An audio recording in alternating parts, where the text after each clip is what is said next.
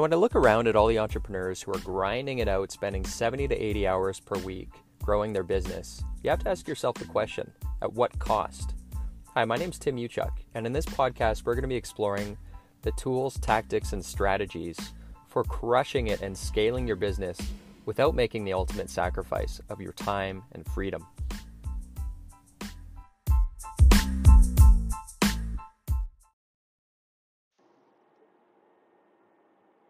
Hey, what's up guys? Tim Uchuk here, just on my way to the post office and a couple more stops here on snowy Vancouver Island. We actually got some snow last night. It's probably not gonna stick around for long, but I do miss seeing the snow every once in a while. That's one thing I do miss about the prairies. I do not miss the 5 or 6 month long winters though. That I definitely don't miss. So anyways, I want to talk to you about a fairly unconventional approach to productivity and time management.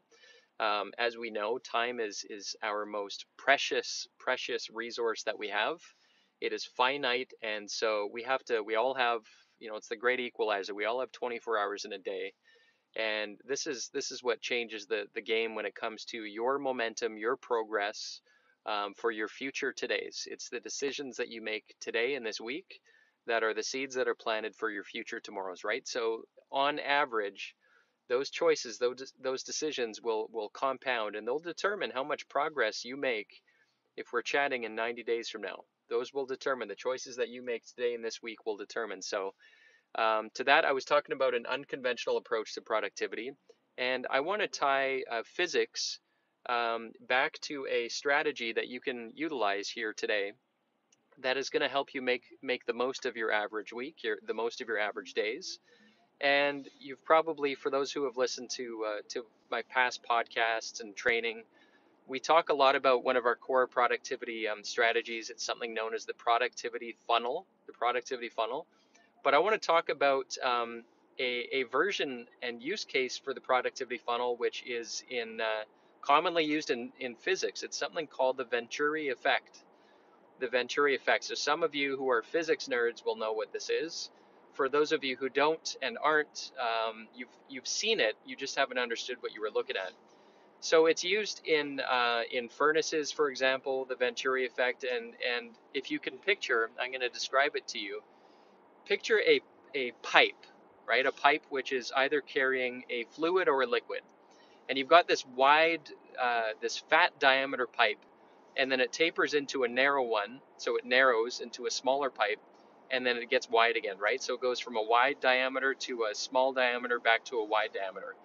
So we're intentionally restricting how much, either fluid or gas, how much can pass through this pipe.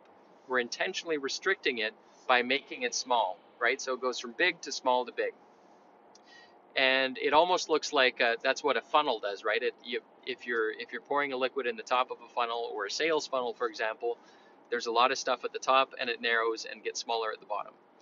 So when you think through and using the physics analogy, what is the Venturi effect? Well, what happens when you intentionally restrict by tapering a pipe? You've got stuff going through this wide diameter, and you intentionally restrict it by tapering it. You make it step down into a smaller diameter. What happens at the speed of that gas or liquid increases in the smaller diameter. So it's in the wider part at the start, it's moving slow, and by restricting the diameter, it moves fast, right? Velocity increases. So this is what we're talking about when it comes to your productivity and your effectiveness. We can tap into the same principle, and by taking on less on purpose, if you approach your days and your weeks by intentionally taking on less, what you're doing is you're tapping into the same principle as the Venturi effect, where you're saying, okay, I do have hundreds of things on my list. I've got so many things I could do, but I'm going to intentionally take on less, and I'm not going to start doing another thing until those things are done. And guess what's going to happen? Your velocity, your ability to complete, because you're closing loops, is going to increase. Your velocity is going to increase by intentionally taking on less. So how can you do that in a practical sense? Well, one of the strategies, again, that we talk about is the 3x3. So all we're doing is applying a constraint and saying we're going to limit the amount of things that we're going to focus on. As a result, we're going to focus on less. We're going to have to choose, prioritize, right? If you can only pick three things, let's say that you're lying in bed, it's 9 o'clock, 10 o'clock at night, you're lying in bed, you're lining up your tomorrow, and you're saying, okay, if tomorrow completely got away on me and I could only get three things done, what would they be?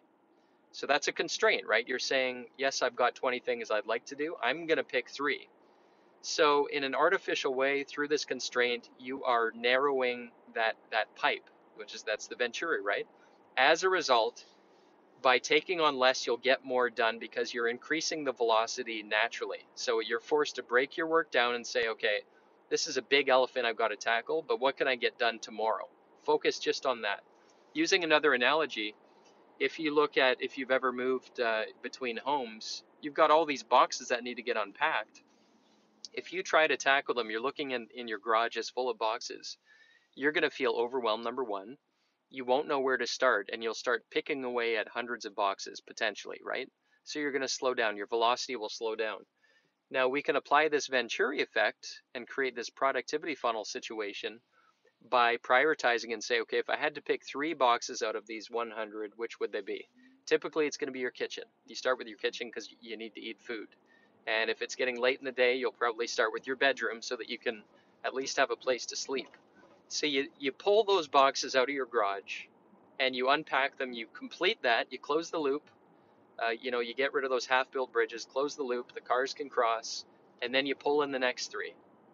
This is going to increase your velocity, and this is a principle that we tapped into in our organization in terms of how we think about production and manufacturing, in terms of how we think about our quarterly objectives, our targets and tasks for the week.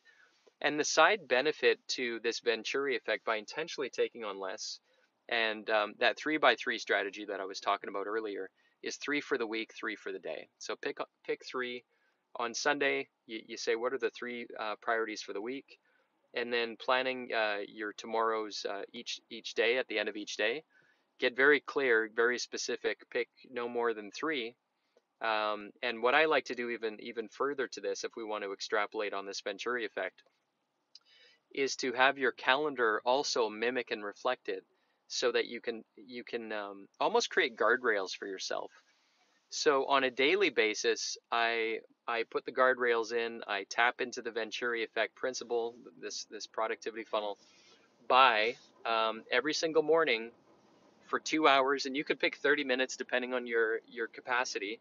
My first 2 hours of my day, after I'd have my workout and all that stuff, is my power activities.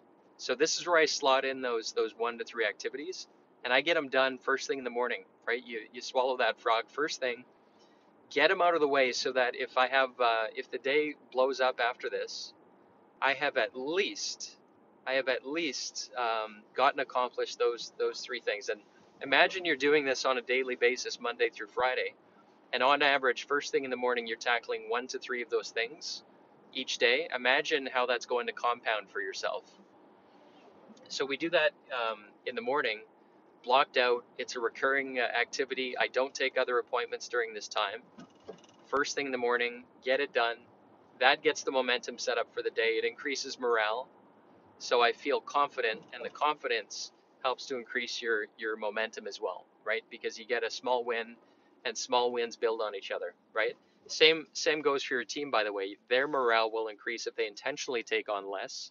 They'll start to get more done. You're forcing them to learn how to prioritize, break work down, and it starts to compound. You get a flywheel going. So that's the day being engineered. And then the week is very similar, where in terms of the types of activities that you pull in and organize in your week, my Wednesdays and Thursdays, I intentionally, the theme for those days, so the bulk of my time, today's a Wednesday at the time of this recording, so my Wednesdays and Thursdays, on purpose, I try to not take on many appointments or meetings, because I want to work on 1 to 3 things max on my Wednesdays and Thursdays. And those 1 to 3 things, because I limit it, I apply a constraint, I pack them with, typically it's on the business stuff. The highest leverage activities that I can focus on go on to my Wednesdays, Thursdays, because I intentionally engineer long durations of uninterrupted time. So this might be, depending on where you're at, a hard place to get to today, but you can work in that direction. You start with what you have. If you got 30 minutes, work with that. Expand over time so that you can turn the 30 into an hour into 2, and so on. So my Wednesdays, Thursdays, I will block except for the odd special situation or circumstance.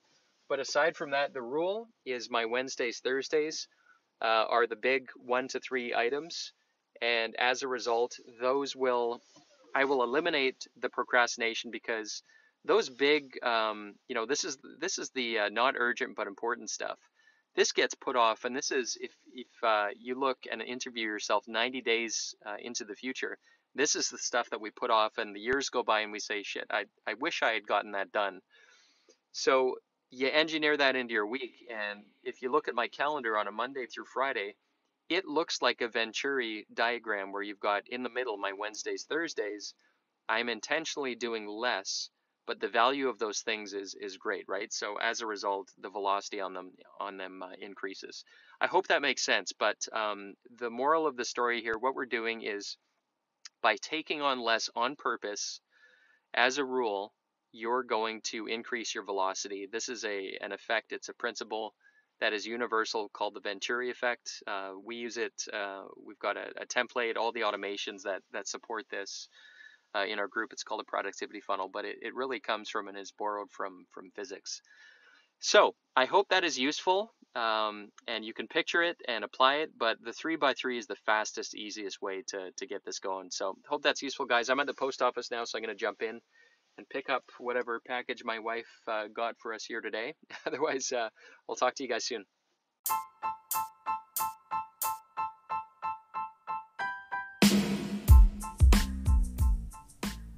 Hey, Tim Uchuk here, and real quick, if you enjoyed this podcast episode, if you could take a couple quick seconds to give it a rating, it would be very much appreciated.